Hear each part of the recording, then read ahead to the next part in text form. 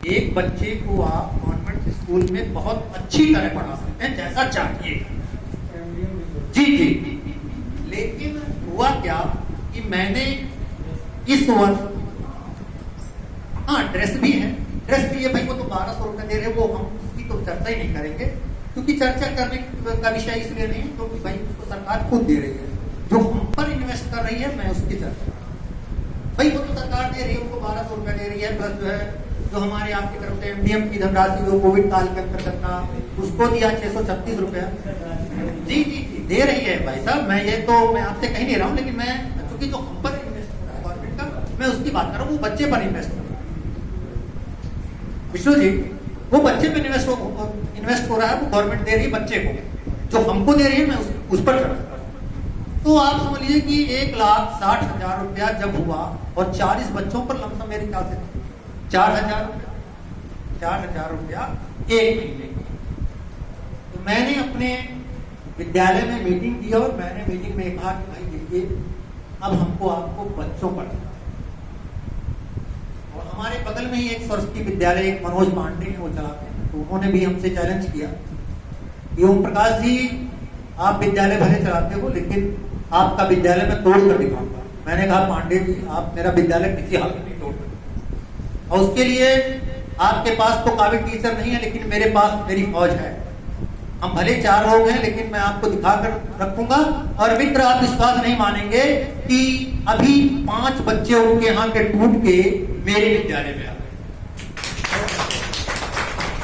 तो हम लोगों ने केवल इतना ही किया है, मैंने कहा कि भाई हम लोगों को कुछ नहीं करना, सबसे पहले हमको आपको बच्चों को केवल, देखिए कोई भी आता है तो वो केवल बेसिकली चीजें पूछता है, कोई आके आपके हमारे आपके विद्यालय में नहीं पूछता है कि भाई निपुण भारत के बारे में बताओ। वो बच्चों के पास जाता है तो कहता है कि भाई साहब बच्चा पढ़ता है, हाँ इसको पढ़ा करिए, कितने तक का पढ़ा आता है भाई तुमको, 5 का पढ़ा सुनाओ बेटा, 5 का पढ़ा बच्चा नहीं बता पा रहा, गिनती पूछ ले रहा है, कटवा गिनती पूछ ले रहा है कि भाई ये 10 लिखा, ये कितना लिखा है बेटा, तो बच्चा हमारा नहीं जवाब दे पा रहा है। तो मैंने कहा कि भाई सबसे पहले जो है अक्षर ज्ञान कराया जाए बच्चों को, जो मेरा बेसिकली मेरी नॉलेज, मैंने कहा कि केवल बच्चों को बेसिकली जोड़िए भाई, अभी आप जोड़े सारे लोग। मैंने उसके लिए अपने घर से भी भाई मैं टैबलेट ले गया हूँ,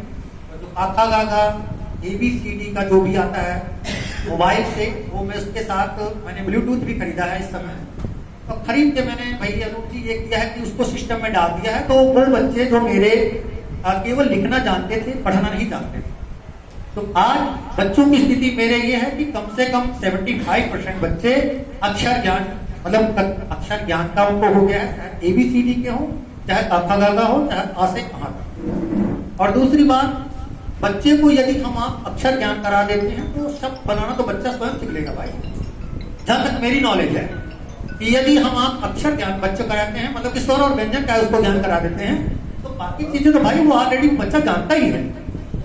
उसके बाद हमको आपको करना क्या है, का अल्लाह मिल के क्या बना बेटा, अल बन गया, बा अल्लाह मिल के बेटा क्या बना, बस बन गया। और इसी तरह भाई पहले बच्चे को जो है अगर अक्षर ज्ञान कर लेता है तो उसको पहले हम आमात्रिक शब्द बनाए,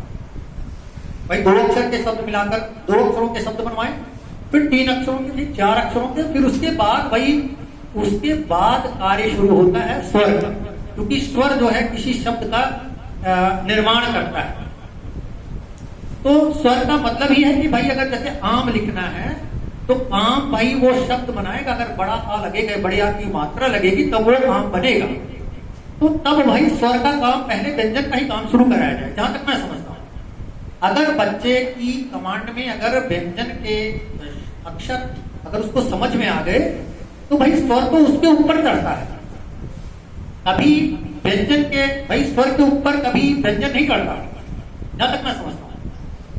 हमेशा व्यंजन के ऊपर स्वर चढ़ता है, चढ़ता का मतलब है कि भाई उसी के ऊपर उसकी